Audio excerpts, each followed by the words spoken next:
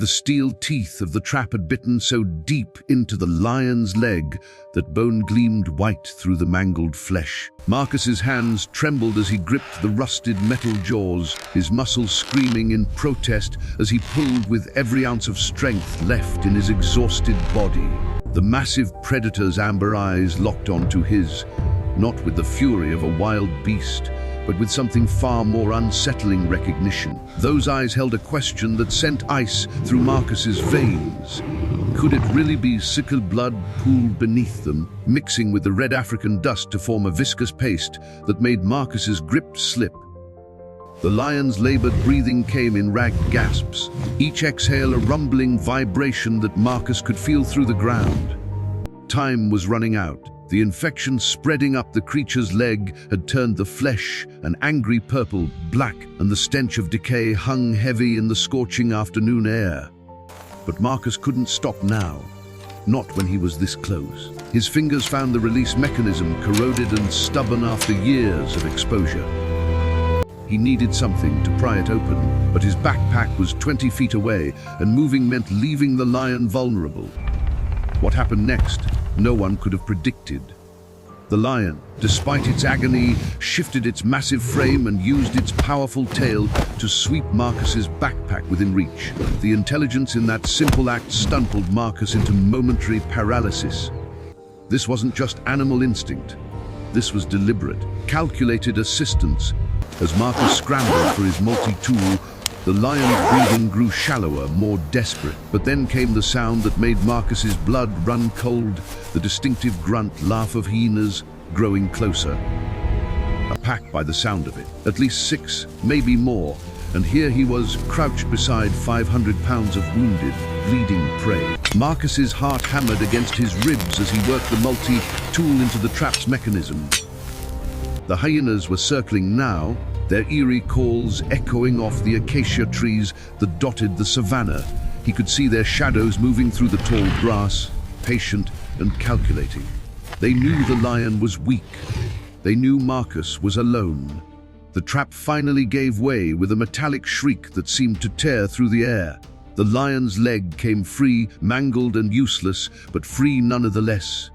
But freedom meant nothing if they couldn't survive the next few minutes. The first hyena emerged from the grass, lips pulled back to reveal yellowed fangs. Then another, and another. They formed a tightening circle, their bodies low to the ground, muscles coiled like springs. Marcus grabbed a fallen branch, knowing how pathetic it was against their crushing jaws and pack mentality.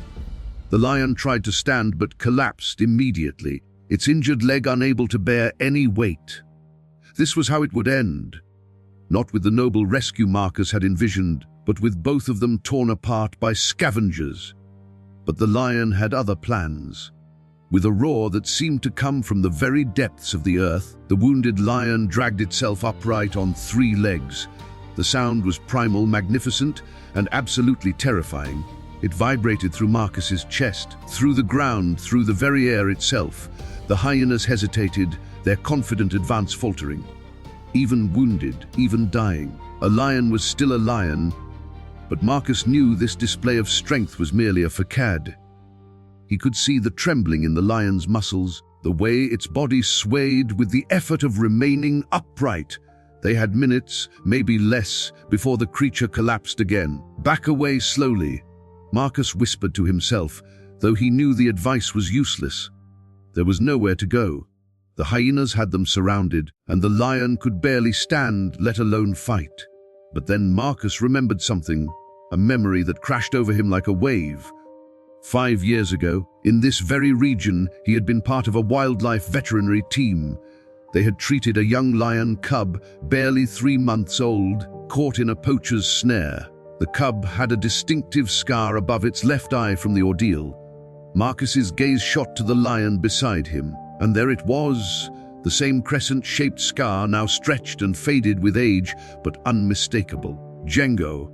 Marcus breathed the name they had given the cub. The lion's massive head turned toward him, and in that moment, something shifted in those amber eyes. Recognition bloomed like sunrise breaking over the savanna, but there was no time for reunions. The hyenas, emboldened by the lion's obvious weakness, pressed closer, One darted in, testing, snapping at the lion's haunches. Django spun with surprising agility, his massive paw connecting with the hyena's skull in a blow that sent it tumbling. But the effort cost him. His legs buckled, and he crashed to the ground. Keep watching to witness a miracle that will challenge everything you thought you knew about the bonds between humans and animals. Marcus made a decision that went against every survival instinct in his body. Instead of running while the hyenas focused on the fallen lion, he stepped forward, placing himself between Django and the pack. It was insane. It was suicide, but something deep within him, perhaps that same inexplicable force that had driven him to free the lion in the first place, compelled him to stand his ground. He raised the branch above his head, making himself appear larger, and let out a yell that came from somewhere primal, somewhere desperate. The hyenas paused, confused by this human who refused to flee, but confusion wouldn't last long. Marcus could see it in their eyes. The calculation, the growing boldness. They began their tell-tale giggling, a sound that meant they had decided to attack. Marcus's mouth went dry as dust. His legs shook. Every fiber of his being screamed at him to run. But then he felt it, warmth against his back. Django had dragged himself upright once more and pressed against Marcus, using the human's body for support. Together, they stood as one unit, man and beast united against the encroaching pack. The lead hyena lunged. Marcus swung the branch with all his might, catching it across the snout. But another came from the side, its jaws snapping mere inches from his leg. Django's roar split the air again, but it was weaker this time, more desperate. They were losing this battle. Marcus's arms ached from swinging the branch, his throat was raw from yelling, and still the hyenas pressed closer. This was it, this was how their story would end. But fate, it seemed, had other plans. From somewhere beyond the circle of hyenas came another roar, deeper, more powerful, and very much healthy. Then another, and another. The hyenas' heads whipped around, their confidence evaporating like morning dew under the African sun. Through the golden grass came 3 lionesses, their muscles rippling beneath tawny coats, their eyes fixed on the hyena pack with predatory focus. Django's pride had found him. The hyenas scattered like leaves before a storm, their giggling calls turning to yelps of fear as they fled into the savanna. The lionesses approached slowly, cautiously, their attention divided between their wounded pride member and the strange human standing beside him. Marcus stood frozen, acutely aware that he had traded one danger for another. These lionesses had no reason to spare him, but Django did something extraordinary. He limped forward, placing himself between Marcus and his pride, and rubbed his massive head against the man's shoulder. It was a gesture so deliberate, so clearly communicative, that even the lionesses seemed to understand. The message was clear: this human is under my protection. One of the lionesses approached and began grooming Django's wounds with the tenderness of a mother caring for her cub. Another kept watch, while the third seemed to study Marcus with an intelligence that made him wonder just how much these creatures truly understood. For several minutes they remained like this, a tableau of trust that defied every law of nature Marcus had been taught. But Django's strength was fading. The infection, the blood loss, the effort of standing, it was all taking its toll. Marcus knew what he had to do. His satellite phone was in his backpack, and the wildlife veterinary station was only 40 kilometers away. But would Django survive that long? And would the pride allow Marcus to help? He moved slowly, telegraphing every movement, until he reached his backpack. The lionesses watched but didn't advance. Django's eyes followed him, and in them, Marcus saw not just recognition but trust.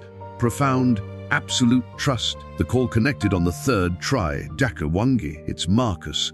I need an emergency evac team at my GPS coordinates. I have a critically injured lion. Yes, a wild lion. No, I can't explain right now. Just bring antibiotics, surgical supplies, and your fastest vehicle. And doctor, you're not going to believe this, but I think it's Django. The silence on the other end stretched for heartbeats before Dr. Mwangi's voice came through, tight with disbelief and urgency.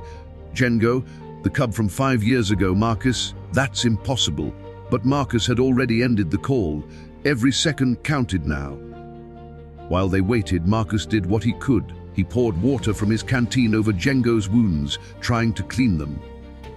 The lion flinched but didn't pull away, that unwavering trust still gleaming in his pain-clouded eyes. The lionesses remained nearby, sentinels in the gathering dusk. The sun was setting, painting the savanna in shades of gold and crimson, and with it came new dangers. Nighttime predators would smell the blood, but something remarkable was happening. The lionesses had formed a protective circle around both Django and Marcus, accepting the human as part of their temporary pride.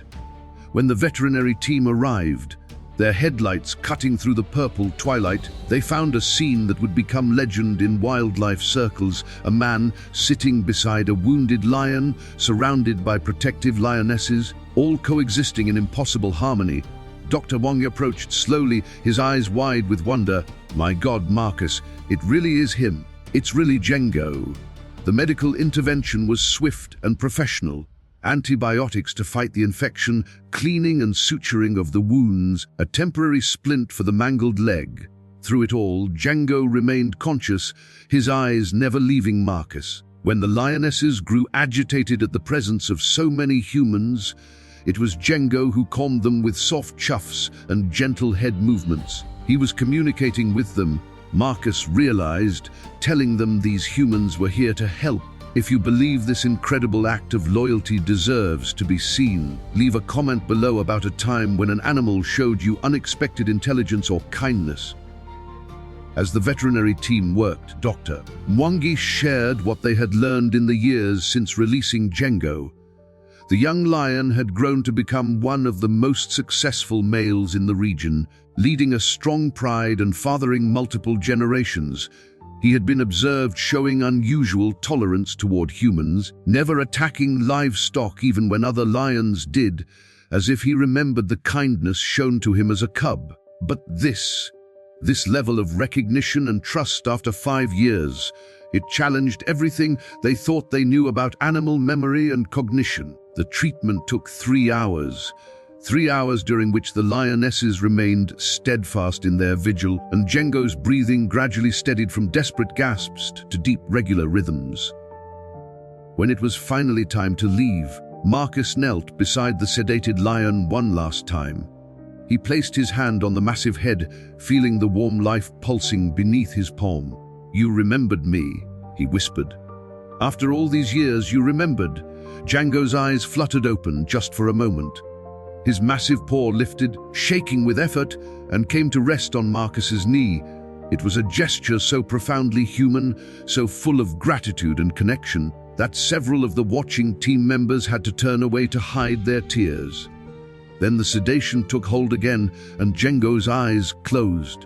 The lionesses moved in, surrounding their wounded leader, but one of them paused to look directly at Marcus. She huffed once, a sound that seemed almost like acknowledgement, before joining her sisters. The team retreated to a safe distance to monitor Django's recovery through the night. As dawn broke over the savanna, painting the world in soft pastels, they witnessed something that would stay with them forever. Django rose, slowly but steadily, on his 3 good legs.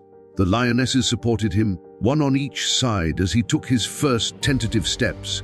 Then he stopped, turned his massive head toward where Marcus stood watching, and roared. Not the desperate, pained roar of yesterday, but something triumphant, something that spoke of survival and gratitude and bonds that transcended species. Marcus raised his hand in farewell, tears streaming down his face. Django held his gaze for a long moment, then turned and limped into the rising sun, with his pride disappearing into the golden grass of the savanna. But Marcus knew, with a certainty that came from somewhere deeper than logic, that this wasn't goodbye. It was on till we meet again. 3 months later, Marcus returned to check on Django's recovery. The lion's leg had healed remarkably well, leaving him with a permanent limp, but otherwise healthy. Through binoculars, Marcus watched as Django played with new cubs, teaching them to hunt, protecting them with the fierce devotion of a father. When a young cub wandered too close to a snake, it was Django who intervened, his protective instincts as sharp as ever despite his injury. Then Django did something that made Marcus's heart stop. The lion left his pride and walked directly toward where Marcus sat in his vehicle, stopping just meters away. For a moment, they simply looked at each other, man and lion, connected by a bond forged in trust and tempered in survival. Django chuffed softly, a sound Marcus had learned meant contentment among lions. Then, with dignity that transcended his limp, the great cat turned and walked back to his family. This story teaches us that kindness creates ripples that extend far beyond our imagination. A moment of compassion shown to a suffering cub had saved a man's life 5 years later. Share this with someone who needs a reminder that every act of kindness matters, no matter how small it might seem. And their story is far from over. Subscribe now and hit the notification bell so you don't miss the next chapter in this wild saga of connection, survival, and the unbreakable bonds that can form between humans and the magnificent creatures we share this planet with. Because sometimes the most profound friendships come from the most unexpected places.